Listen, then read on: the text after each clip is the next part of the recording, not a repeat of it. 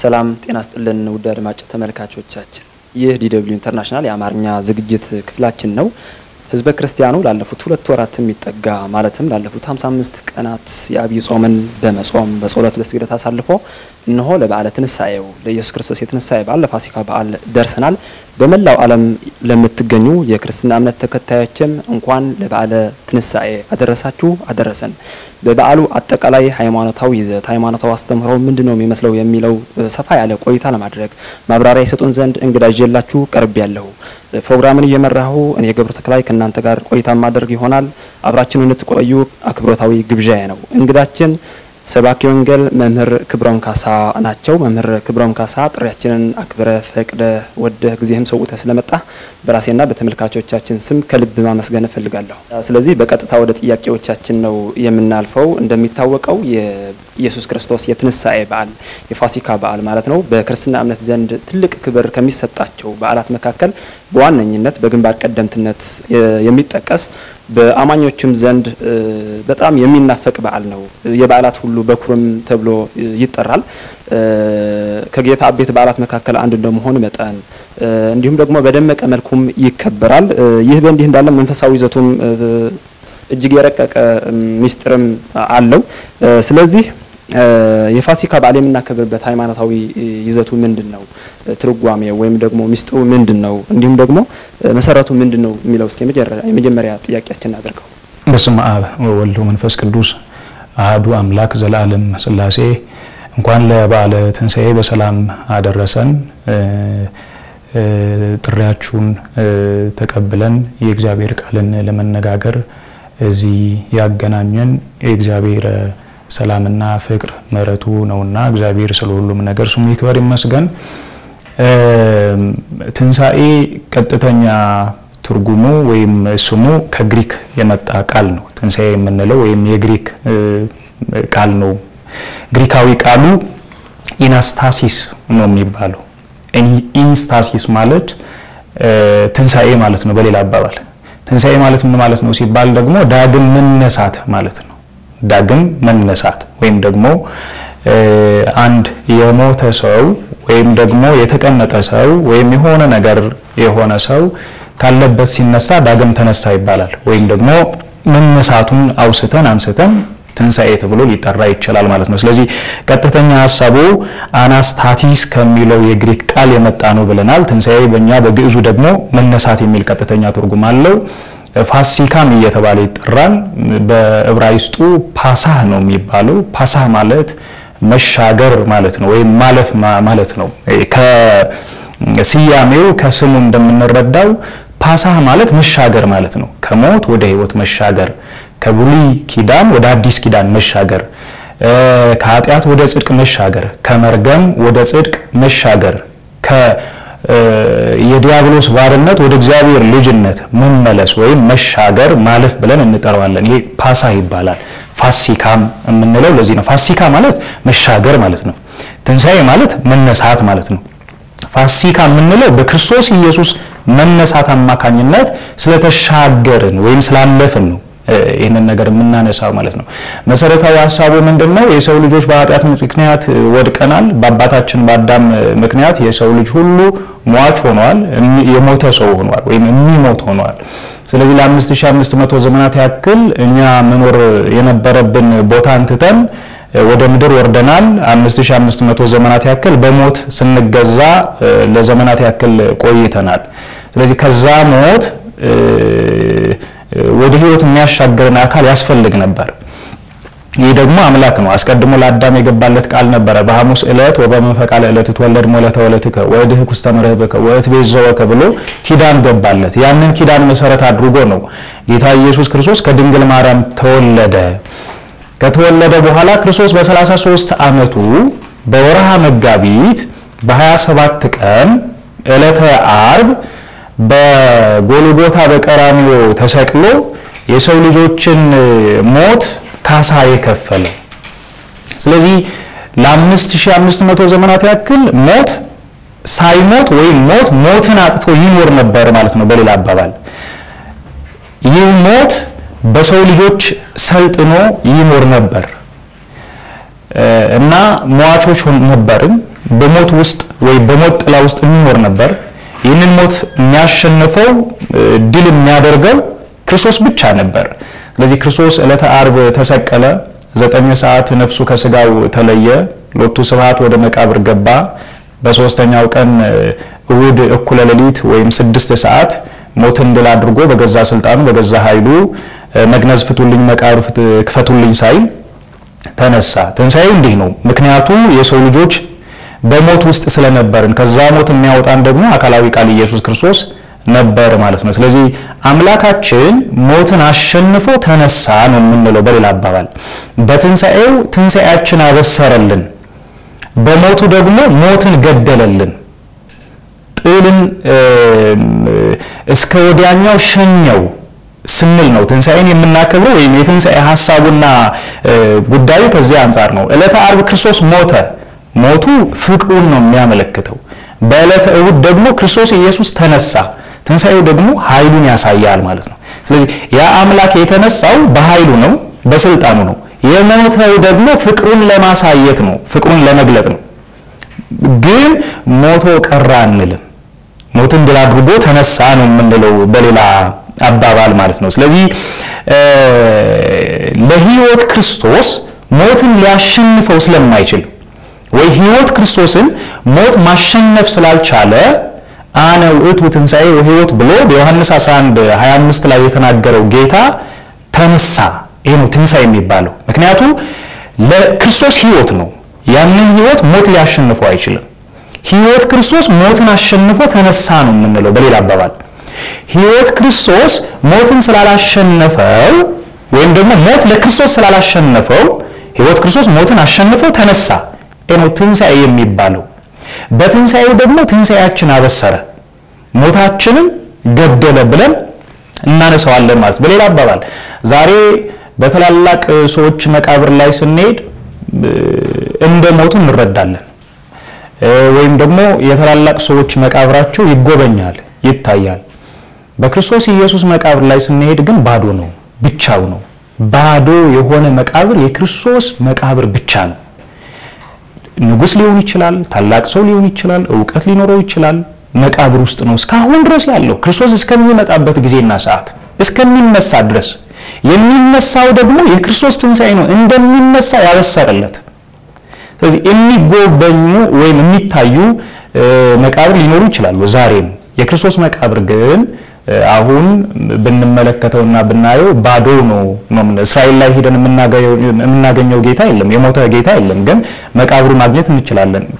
ጎብኝተን ነው የምንመለሰው። ባዶ ነው፣ ብቻው ነው። ይሄው መቃብሩ ባዶ ነው ብለው መላእክት ያበሰሩት እዛ ዮሐንስ ወንጌል ምዕራፍ 21 ተመሳሳይ በሆነ መልኩ ማቴዎስ ወንጌል ምዕራፍ 28 ላይ ስንመለከተው ለሐዋርያትና ለነዛ ቅዱሳን አንስት ቅዱሳን መላእክት ሲያበስሩት አዋጁ የነበረው አዋጅ ምንድነው? ባዶ ነው፣ መቃብሩ ባዶ ነው። እንደተናገረው ተነስቷል፣ በዚህ መቃብር ውስጥ የለም፣ ሞትን ድል አድርጎ አሸንፎ ተነስቷል፣ አትፍሩ፣ ወደ ገሊላ ሂዱ፣ እሱም ይቀድማችኋል። ይህንን ብሎ እንደተናገረው አሁን መቃብሩ ባዶ ነው ብለው ነው መላእክት ለነዛ ቅዱሳን ሰዎች እና ለሐዋርያት ሲያበስሩ የነበሩት ማለት ነው። ስለዚህ ባጭሩ ትንሣኤ የምስራች ነው። ትንሣኤ የደስታ ቃል ነው። ትንሣኤ ወንጌል ነው። በትንሣኤ ክርስትና ተመስርቷል። በትንሣኤ ሕይወት በዓለም ላይ እንዲሰለጥን እንዲነግስ ምክንያት ሆኗል። ክርስቶስ ሳይወለድ በፊት ዓለም ጨለማ ነበር። ለ5500 ዘመናት ያክል ማለት ነው ዓለም በጨለማ ውስጥ ይኖር ነበር። ክርስቶስ ሲወለድ ደግሞ ዓለም በብርሃን ተሞላች።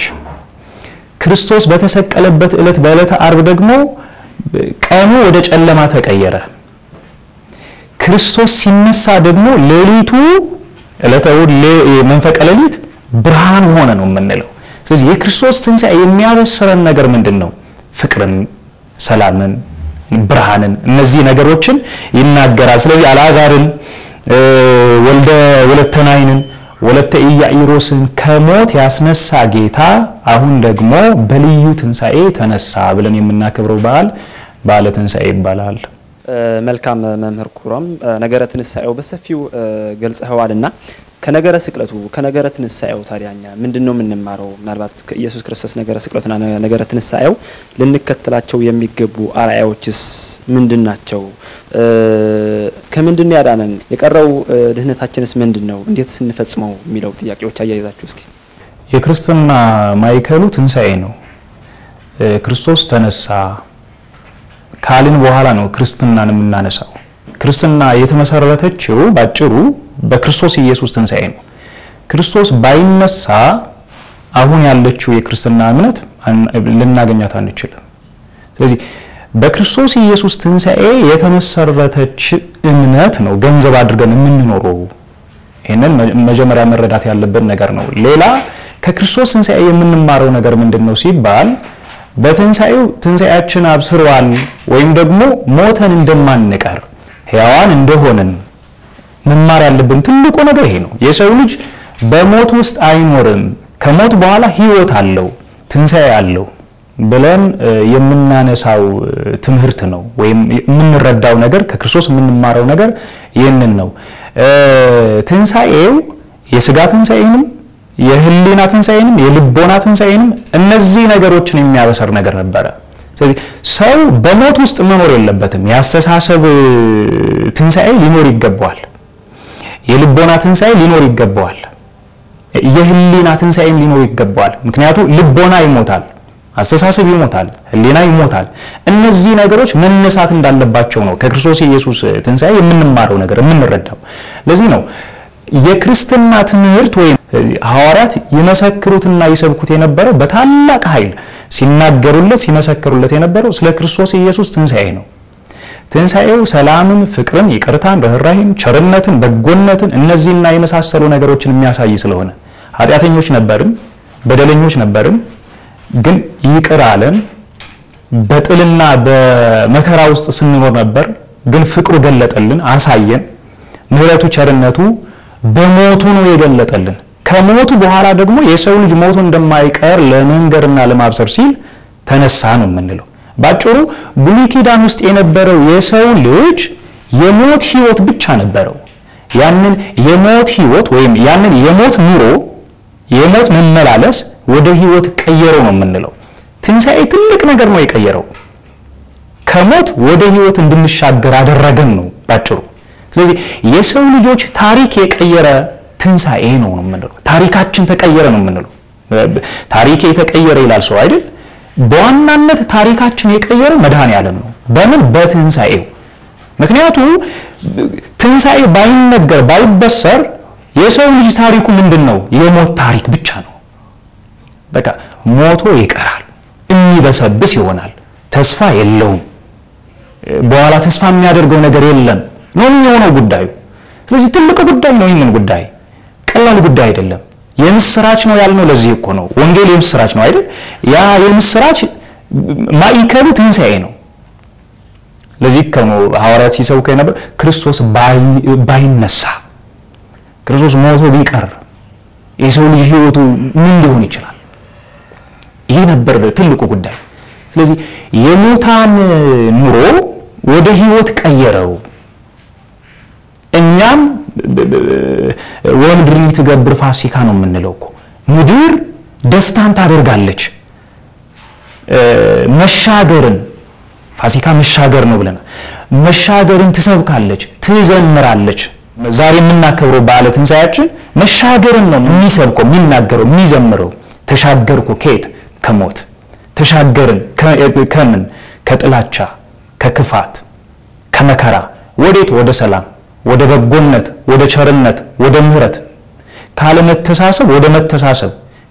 በክርስቶስ ኢየሱስ ትንሳኤ የምናገኘው ነገር ይሄንን ሁሉ ነው። ምክንያቱም ክርስቶስ የትምህርት ሁሉ ትምህርት ነው፣ መምህር ነው።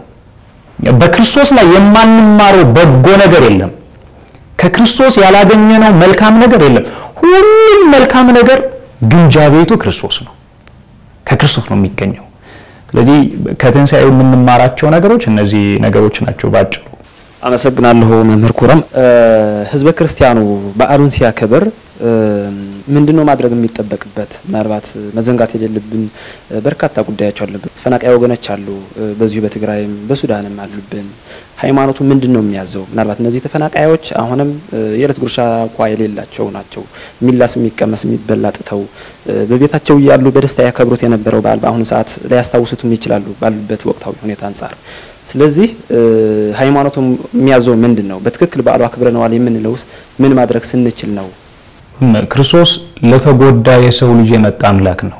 ለተቸገረው የሰው ልጅ በሞት ውስጥ ይኖር ለነበረው የሰው ልጅ የመጣ አምላክ ነው።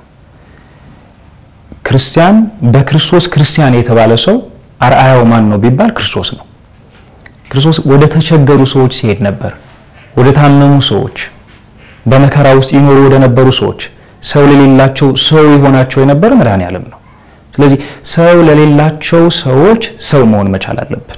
እዛው ምዕራፍ 5 ዮሐንስ ወንጌል ላይ ያለው ታሪክ አለ። ሰው እኮ የለኝም ሲል የነበረው ሰው 38 ዓመት ሙሉ በመከራ በህመም በስቃይ ባልጋ ላይ ሳይነሳ በመከራ ይኖር የነበረ ሰው አለ መጻጉዕ። ሰው የለኝም ሲል ሰው ሊሆነው ሰው ሆኖ የሄደው ክርስቶስ ነው። ሰው የለኝም የሚሉ ሰዎች አሉ። እነዛ ሰዎች እንዳይወቅሱን ሰው መሆን መቻል አለብን። ለነዛ ሰዎች ክርስቶስ ለኛ ፍቅር ነው ያስተማረን። ለነዛ ሰዎች ፍቅራችን መግለጥ መቻል አለብን። ከክርስቶስ የተቀበልነው ፍቅር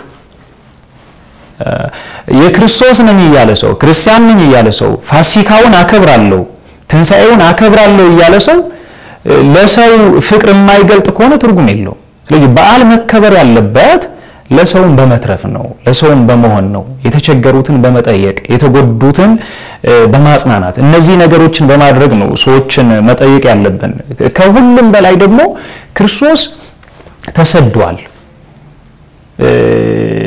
ስደቱን ስናስብ ለተሰደዱ ወገኖቻችን እኛ መድረስ እንዳለብን ነው ማሰብ ያለብን። ስደተኞች አሉ በዚህ ጊዜ በዚህ ሰዓት በአገራችን ላይ እጅግ በጣም ከባድ በሆነ መልኩ ከአቅማችንና ከሊናችን በሆነው እኛ ማንረዳው መከራና ስቃይ እየተቀበሉ ያሉ ስደተኞች አሉ። ይሄ የሚታወቅ ነገር ነው። ከክርስቶስ ዋጋ ማግኘት የሚፈልግ ሰው ካለ ለነዚህ ሰዎች መትረፍ መቻል አለበት፣ መሆን መቻል አለበት። ምክንያቱ እኛ ስደተኞች ነን። ከገነት ወደዚህ ምድር የመጣን ስደተኞች ነን። ለጊዜው እዚህ ምድር ላይ አለን። በስደት ላይ ስደት ደግሞ እጅግ በጣም የከፋ ነገር ነው። ምክንያቱ ያንን ስደት እንዳለ ሆኖ ሌላ ስደት ነው እነዚህ ወገኖቻችን የተጨመረባቸው። ይሄን ማሰብ መቻል አለብን። ይሄንን ለነዛ ወገኖቻችን መትረፍ መቻል አለብን። ምክንያቱ አንዱ ወንድም፣ አንድ እህት፣ አንድ አባት፣ አንድ እናት እየተቸገረና እየተጨነቀ እኛ የሰው ልጆች በሐሴትና በፍሳ እየበላን እየጠጣን የምንውል ከሆነ ምንድነው ክርስቶስ የሚለው ነገር ምንድነው? ጓደኛ ባልንጀራ ማንንም ሰውን እንደራስ አድርገህ ተመልከት ነው የሚለው። እኛ የምናነሳው ሰው የምንተርፍለት ሰው ከሌለ ነገ የምናገኘው በረከት ሊኖር አይችልም። ስለዚህ በክርስቶስ ዘንድ ያለን ዋጋችንና ጽድቃችን የምናገኘው ለሰው ምን አደረክ ነው፣ ምን ተረፍክ። ይቅር የሚለን ይቅር ባልነው መጠን ነው። የሚረዳን በረዳነው መጠን ነው። የሚያፈቅረን ለሰው ባፈቀረን መጠን ነው። ክርስቶስ የሚሰጠን ለሰው በሰጠነው መጠንና ልክ ነው። ክርስቶስ ችግራችንን የሚረዳልን ለሰው በተረዳንለት መጠንና ልክ ነው። ይሄን ማሰብ መቻል አለብን፣ መረዳት መቻል አለብን። ስለዚህ ለሰው የሚተርፍ ሰው ክርስቶስ ይፈልጋል። ስለ ሰው መከራና ጭንቀት የሚገደው ሰው ይፈልጋል ክርስቶስ። ካልተጋገዝን እጅግ በጣም ከባድ ነው፣ አስቸጋሪ ነው። በዓሉ በመብላትና በመጠጣት ብቻ የሚታለፍ ነገር አይደለም። የተቸገረውን ሰው በመርዳት የሚታለፍ ነገር ነው። የወደቁትን በማንሳት ስደተኞችን በመጠየቅ እነዚህ ነገሮችን በማድረግ ማሳለፍ ያለብን በዓል ነው የትንሳኤ በዓል። እንግዲህ እንደሚታወቀው በዓሉ የሰው ልጅ ሰላሙን የታወጀበት ከሲኦል ወደ ገነት ከሞት ወደ ሕይወት ከጨለማ ወደ ብርሃን የተሸጋገረበት በዓል ነው። በስቅላቱና በትንሳኤው ያገኘነው ፍጹም ሰላም ግን በአሁኑ ሰዓት የሰው ልጆች ራሳችን በዚህ በምድር በመናደርገው ያላስፈላጊ ነገሮች ሰላሙ እያጣ ነው እንገኛለን። የትግራይ ሕዝብም የዚሁ አንድ ማሳያ አድርገን ማንሳት እንችላለን።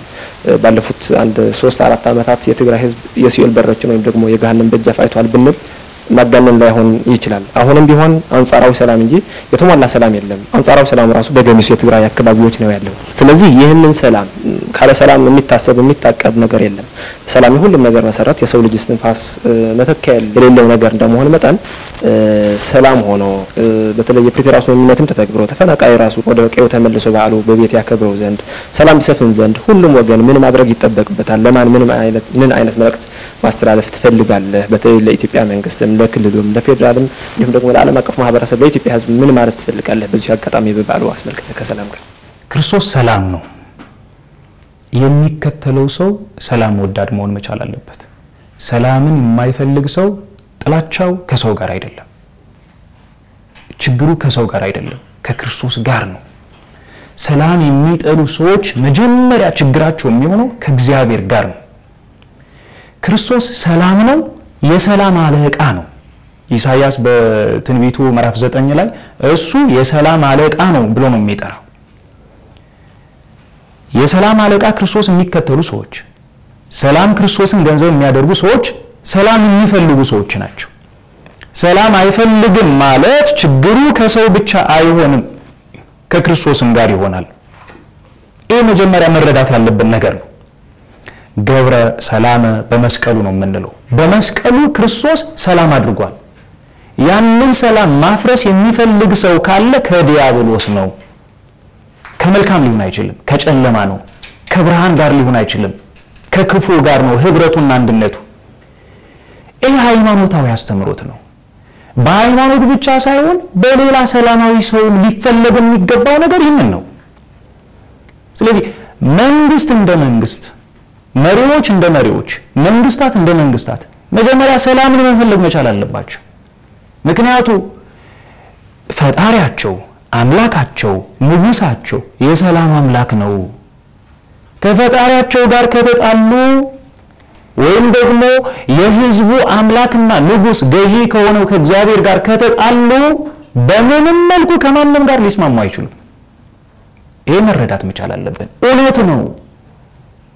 ይሄ ለፖለቲካ ፍጆታ ተብሎ የሚጠራው አይነት ሰላም እውነት አይደለም። ሰላም ለፖለቲካ ፍጆታ መዋል መቻል የለበትም። የሰላም አምላክ ክርስቶስ በመስቀል ያመጣልን ሰላም ነው። ስለዚህ ጉዳዩ የሚሆነው ከክርስቶስ ጋርም ነው፣ ከእግዚአብሔር ጋርም ነው። መረዳት ያለብን ይሄን ነው። ቤተክርስቲያን መሰረቷ ማዕከሏ ሰላምና ፍቅር አንድነትን ነው። ትንሳኤን የሚሰብከው ያንን ነው። በትንሳኤ የሚሰበከው ነገር ሰላም፣ ፍቅር፣ አንድነት፣ ምሕረት፣ ቸርነት፣ ርኅራኄ፣ በጎነት እነዚህ የመሳሰሉ ነገሮች በትንሳኤ ዘንድ የሚሰበኩ ጉዳዮች ናቸው ወይም ሐሳቦች ናቸው። ክርስቶስ ሲወለድ የሰማይ መላእክት ስብሐት ለእግዚአብሔር በሰማያት ወሰላም በምድር ስምረቱ ለሰብእ ብለው ሰብከዋል፣ ተናግረዋል፣ አመስግነዋል፣ ዘምረዋል። ክርስቶስ ሲነሳ ደግሞ ሰላም ለኩልክሙ ለሁላችሁ ሰላም ይሁን ብሏል። መላእክቱ ለእግዚአብሔር በሰማያት ምስጋና ይሁን ለሰው ልጅም በምድር ሰላም ይሁን ብለው ሰብከዋል። ይሄ የመላእክት ስብከት ነው። ምስጋና ለእግዚአብሔር በሰማይ እንዲሆን የሰው ልጆች ምንም ማግኘት መቻል አለባቸው፣ ሰላም ማግኘት መቻል አለባቸው። ለሰው ልጅም በምድር ሰላም ብለዋል። ክርስቶስስ ሰላም ለሁላችሁ። አሁን ይህንን ክርስቶስ የሰጠን ሰላም ሰዎች በሁከትና በጦርነት በሌላ ነገር መቀየር መቻል የለባቸው። ህዝብም እንደ ህዝብ መጀመሪያ ሊደግፈው የሚገባው ነገር ምንድነው? ሊይዘው እንደ ስንቅ ሊታጠቀው የሚገባው ነገር ምንድነው? ሰላም። ትጥቃችን ሰላም መሆን መቻል አለበት። መጀመሪያ ሰላም የሚፈልጋት ሰው ነው የሚያገኛት። እሱ ሰላምን አትምትለው ቤተክርስቲያን ሰላምን ፈልጓት፣ ስትፈልጋት ታገኛታለህ። ክፉ ነገር የሚፈልግ ሰውስ ክፉ ነገር ነው የሚያገኘው። ስለዚህ መሰበክ ያለበት፣ መነገር ያለበት፣ መታወጅ ያለበት ነገር መጀመሪያ ምንድነው? የምስራቹ ሰላም ነው። እንዴ ከሰላም በተቃራኒ ያለው ነገር እኮ የምስራች አይደለም፣ ምርዱ ነው። ሰላምስ ምንድነው? የምስራች ነው። ሚዲያ ሰላም ሲናገር ብስራት ነው አይደለም? ምስራች ነው። ሌላ ነገር ሲናገርስ መርዶ ነው። ይሸበራል ህዝቡም። የሚያስከትለው ክፋትም ሌላ ነገር ነው። ስለዚህ ሰላምን ለሁሉም ሰው ያስፈልገዋል የሚል ነገር መጀመሪያ መምጣት መቻል አለበት። መጽሐፍ ቅዱስ ሲናገር እዛ ሮሜ ምዕራፍ 12 ቁጥር 18 ላይ ቅዱስ ጳውሎስ ቢቻላችሁስ ከሰው ሁሉ ጋር በሰላም ኑሩ ነው የሚለው። ከሰው ሁሉ ጋር ቢቻላችሁስ በሰላም ኑሩ። ስለዚህ የሰው ልጅ መኖር ያለበት ከሰው ሁሉ ጋር በሰላም ነው፣ በፍቅር ነው፣ በአንድነት ነው። ከትንሣኤ የምንማረው ነገር ሰላምን ነው። ተነሳ የሰው ልጅና መላእክት አንድ ሆኑ ማለት እኮ ነው እንዴ። ሰላም ያልነበሩ ነገስታት እኮ በክርስቶስ ኢየሱስ ዕለተ ዓርብ ስቅለት ጋር ተባብረዋል፣ ተስማምተዋል አይደል? በክፋት ነው የተባበሩት እነዚህ ሰዎች እኮ ክርስቶስን በመስቀል በሰላሙስ መተባበር አቃታቸው። እንዴ ምንድነው የምንማረው ነገር? ጸሐፍት ፈሪሳውያንና ሊቃነ ካህናቱ ክርስቶስ ተነሳ የለም በመቃብሩ የክርስቶስ መቃብር ሲጠብቁ የነበሩ ሰዎች እንዲህ ሲሉ ምንድነው ያሏቸው? እነዛ ሊቃነ ካህናትና ፈሪሳውያን እንደተነሳ እንዳትናገሩ። እኛ ተኝተን ሳለን ሐዋርያት መጥተው ሰረቁት ወሰዱት በሉ። እስካሁን ድረስ እስራኤል ላይ ስንሄድ የሚነገረው ነገር ይህንን ነገር ነው። ክርስቶስ እኮ ደቀ መዛሙርቱ ናቸው ጠባቂዎቹ ተኝተው ሳሉ ከመቃብሩ ወሰዱት እንጂ አልተነሳም ነው የሚሉን። ለክፋት ሲሆን ለመልካም ነገር ሲሆን ለትንሣኤ ሲሆን መተባበርን ቢያላቸው ማለት ነው። እነዚህ ሰዎች ለመልካም ነገር የሚተባበሩ ሰዎች፣ ለሰላም የሚተባበሩ ሰዎች ያስፈልጉናል። ሰላም የሚሰብኩ ሰላምን የሚያውጁ መንግስታት ያስፈልጉናል። ከሰላም ጋር ችግር ያለው መንግስት ለህዝባችን ያስፈልገው። ቤተክርስቲያን ማይከሏ ሰላም ነው፣ ፍቅር ነው፣ አንድነት ነው። ስለዚህ የሃይማኖት ሰዎች፣ መንግስታት፣ ህዝብን እንደ ህዝብ መስበክ ያለበት ሰላምን ነው። ሌላው ነገር ይቆይ። መጀመሪያ ሰላሙን እንፈልገው። እሱ የተባልነው ፈልጉት፣ እሹት የተባልነው ነገር እሱ ነው። ስለዚህ ከትንሣኤ የምንማረው ትልቁ ነገር ሰላም ነው። ተነስቶ ሰላም ለሁላችሁ ይሁን ብሎናል። ስለዚህ ያንን ሰላም ነው መያዝ ያለብን፣ ማስቀጠል ያለብን ያንን ነገር ነው። ስለዚህ በሆነ መልኩ በርግጥ ሰላም የማይፈልግ ህዝብ አለ ማለት አይቻልም፣ ግን ደግሞ መፈለግ መቻል አለብን። መፈለግ ማለት ምን ማለት ነው? ሁሉ ጊዜ ሰላሙን መፈለግ፣ ሁሉ ጊዜ ደጋግመን ሰላምን። ከዛ በተቃራኒ ያሉ ነገሮች እንደ አማራጭ መቅረብ የለባቸው። መጀመሪያ እንደ አማራጭ መቅረብ ያለበት ሰላሙን ነው። ስለዚህ ከሰላም ጋር በተያያዘ ነገር ቤተክርስቲያን የምታስተምረው ይሄንን ነገር ነው ባጭሩ። በጣም አመሰግናለሁ መምህር ክብረ መካሳ በኢየሱስ ክርስቶስ የትንሣኤ በዓል ላይ አስመልክተህ ለሰጠህን ሰፋ ያለ ሃይማኖታዊ ማብራሪያና አስተምሮ በራሴና በተመልካቾቻችን ስም ከልብ ማመስገን እፈልጋለሁ። ክብራን ተመልካቾቻችን የሰላም የፍቅር የአብሮነት የይቅር ባይነት እንዲሁም ደግሞ የመተሳሰብና የመረዳዳት በዓል እንዲሆንልን ምኞታችን ነው። በዚህ አጋጣሚ የታረዙትንም በማልበስ የታሰሩትን የታመሙትን ሄደን በመጠየቅ እንዲሁም ደግሞ ለአቅመ ደካሞችም ሄደን በመጠየቅም ቢሆን በዓሉን እናሳልፈው መልእክታችን ነው። በድጋሚ መልካም የኢየሱስ ክርስቶስ የትንሣኤ በዓል ይሁንላችሁ። ሰላም